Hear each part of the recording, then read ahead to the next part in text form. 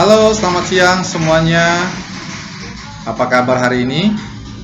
Jumpa lagi dengan channel Guru Mengajar bersama saya, Arianto. Pada kali ini kita akan membahas tentang peralatan servis mesin pendingin atau AC split yang seringkali kita gunakan di rumah, di kantor, ataupun di suatu ruangan dengan tujuan untuk pendinginan suhu udara dalam ruangan tersebut. Baik, buat peserta didik teknik ketenaga listrikan, khususnya jurusan teknik pendingin dan tata udara, atau kepada seluruh praktisi mesin pendingin tata udara, saya akan menyampaikan beberapa hal terkait dengan peralatan servis. Nah, yang berikut kita melihat bahwa tujuan pembelajaran. Tujuan pembelajaran ini adalah setelah mempelajari topik ini, peserta didik diharapkan mengenal fungsi peralatan kerja servis mesin pendingin AC split. Yang kedua, peserta didik mampu menggunakan peralatan sesuai dengan fungsinya menurut standar operasional. Peralatan untuk memperbaiki mesin pendingin harus dipilih sesuai fungsinya agar dapat menghasilkan pekerjaan yang baik dan rapi. Peralatan harus dipersiapkan dengan lengkap untuk menghindari terjadinya kerusakan komponen mesin pada saat perbaikan. Dengan peralatan lengkap, waktu pengerjaannya menjadi lebih cepat.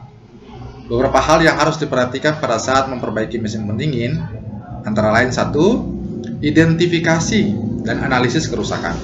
Bagian apa dari mesin pendingin itu yang harus diperbaiki. Yang kedua, memilih alat dan bahan secara tepat. Yang ketiga, menjaga sistem agar tetap bersih dan kering dalam mengerjakan. Yang keempat, menjaga keselamatan kerja. Adapun jenis peralatan penting yang diperlukan dalam pekerjaan servis mesin pendingin AC split antara lain: 1. Kita melihat bahwa ini servis manifold. Manifold atau lazim disebut juga sebagai Gauss manifold atau yang menyebutnya sistem analyzer. Servis manifold merupakan servis memiliki fungsi ganda, yakni sebagai pengukur tekanan operasi dan sebagai pengukur suhu operasi sistem refrigerasi.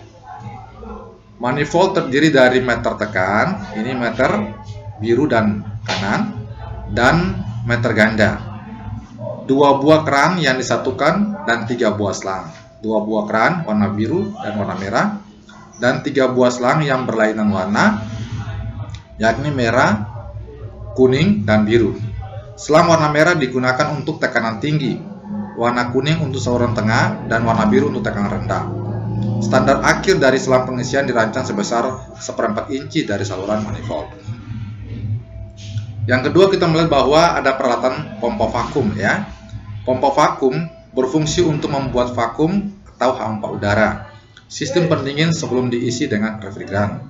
Tujuannya apa? Tujuannya agar supaya dengan adanya pompa vakum ini dapat mengisap kotoran, asam, air, dan minyak pelumas dari sistem yang dibuat vakum. Ini adalah merupakan bentuk dari pompa vakum yang sering digunakan dalam perencanaan, pemeriksaan, atau perbaikan servis sistem pendingin AC split. Yang ketiga adalah leak detector. Nah, leak detector ini digunakan untuk apa? Mencari atau mendeteksi kebocoran yang terjadi pada sistem pendingin. Alat deteksi kebocoran tersedia dalam beberapa jenis, yaitu electronic detector, halide detektor, dan air sabun. Ini kita bisa menggunakan 3 jenis ini untuk mendeteksi adanya kebocoran pada sistem pendingin. Yang berikutnya ada termometer. Nah, ini bentuk daripada termometer. Tujuannya apa atau fungsinya apa? Fungsinya adalah tingkatan untuk mengukur ya suhu dalam suatu benda yang umumnya diukur dalam satuan derajat Fahrenheit atau Celcius. Jika panas ditambahkan pada suatu benda, maka temperatur benda itu akan naik. Begitu pula sebaliknya, jika dikurangi atau dipindahkan dari suatu benda, maka benda itu akan turun dan menjadi rendah. Temperatur rendah itu yang disebut dengan dingin. Yang kelima, alat yang digunakan dalam perencanaan servis sistem pendingin adalah multitester. Sebagaimana peserta didik tahu bahwa multitester ini adalah alat yang digunakan untuk mengukur tegangan, hambatan, dan aliran arus arah DC dan aliran arus bolak-balik. Ketika akan melakukan pengukuran tegangan, sistem kelistrikan harus dialiri arus listrik. Sebaliknya, jika akan mengukur nilai hambatan pada sistem kelistrikan, arus listrik yang mengalir harus dimatikan terlebih dahulu. Yang keenam, kita melihat bahwa ada tang ampere ya. Tang ampere sering disebut juga dengan clamp tester. Nah, alat ini digunakan untuk mengukur kuat arus ampere, tegangan dalam satuan volt, dan hambatan dari komponen-komponen kelistrikan yang ada dalam sistem mesin pendingin. Yang berikut ada kapasitor tester. Nah, kapasitor tester ini digunakan untuk apa? Untuk menunjukkan kondisi start kapasitor dengan tepat, biasanya dengan bunyi. Nah, ada hubungannya dengan bunyi ya pada alat ini ya. Kalau bunyi dengan nada tinggi, kemudian merendah perlahan, dan akhirnya tidak bersuara, berarti kondisi kapasitornya baik dan layak digunakan. Tapi kalau kondisi atau nada bersuara tinggi terus-menerus, berarti kapasitornya ada kontak atau ada korslet di dalam sistem pendingin. Yang berikutnya, kalau nadanya tidak bersuara, berarti kapasitor itu putus hubungan di dalam sistem pendingin. Dan yang terakhir, kalau nada suara rendah terus-menerus, berarti kapasitornya bocor. Nah, dengan nada-nada ini kita bisa mengidentifikasi kerusakan pada sistem pendingin AC split. Nah, berikutnya ada mesin 3R, recovery, recycle, dan recycling.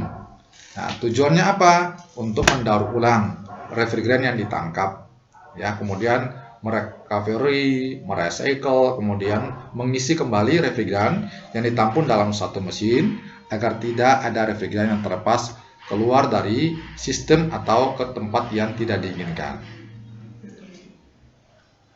Yang berikut adalah cutting copper tubing. Nah, cutting copper tubing ini anak-anak sekalian atau peserta didik atau teknisi, kita ketahui bahwa kalau kita mau menggunakan cutting tutor, kita biasanya gunakan untuk apa? Untuk memotong pipa, ya. Jadi membuat pipa itu menjadi baik, tidak retak, dan tidak pecah. Kalau kita gunakan gergaji, pasti kondisinya tidak memungkinkan karena kita harus menyediakan pipa dalam bentuk yang baik, bulat, serta tidak retak, supaya tidak ada terjadi kebocoran. Untuk apa? Untuk sistem pendinginnya berjalan dengan baik. Dan alatnya ini, cutting copper tubing.